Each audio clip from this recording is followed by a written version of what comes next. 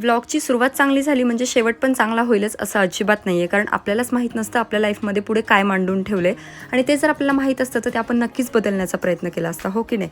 छान असं सकाळी सकाळी स्किन केअर झालेलं होतं. आज जास्तीचं काही कामही नव्हतं आणि संडे होता तर सगळे असे निवांत होते. त्यांची तब्येत थोडीशी बरी नव्हती, त्याच्यामुळे ते म्हटले की जेवणामध्ये फक्त डाळ भातच बनव, म्हणून मस्त साधं फोडणीचं वरण बनवलं आणि सोबतच भात बनवला होता, जेणेकरून मनूसुद्धा ते खाईल. आता डोक्यात विचार चालू होता की उद्यापासून आपण डाएट स्टार्ट करूयात, कारण खूप दिवसांपासून ना मला वेट गेन करायचं आणि त्याच्यासाठी काहीतरी करावं म्हटलं. आणि हे चिप्स आणि बिस्किट खूप दिवसांपासून पडले होते, तर म्हटलं ते पहिले संपवून टाकते, कारण मला उद्या ते खायचे नाही आहेत. इथे पिकू माझ्याकडे बघतोय, कारण त्यालासुद्धा बिस्किट्स पाहिजे असतात. दुसऱ्या दिवशी असं काय होईल असं मला अजिबातच वाटलं नव्हतं. चक्क 3 ते 4 दिवस माझी तब्येत खूपच जास्त डाऊन होती आणि या वेळेमध्ये ना मग घरातली सगळी कामं, मनूची सगळी कामं, इवन मनूसाठी जेवण बनवणं, आमच्यासाठी काहीतरी बाहेरून घेऊन येणं, ही सगळी कामं त्यांनी सांभाळली होती. आणि खरंच असं कोणी जर सोबतीला असेल ना तर थोडं बरं वाटतं, पण तरीसुद्धा ना एका बाजूला खूप वाईट वाटत होतं, कारण माझी तब्येत खराब झाल्यानंतर मनूचीसुद्धा शेवटी खूप तब्येत खराब झाली आणि त्यानंतर मला एवढं डिमोटिवेट झालं होतं की मला ना आईची खूप जास्त आठवण येत होती.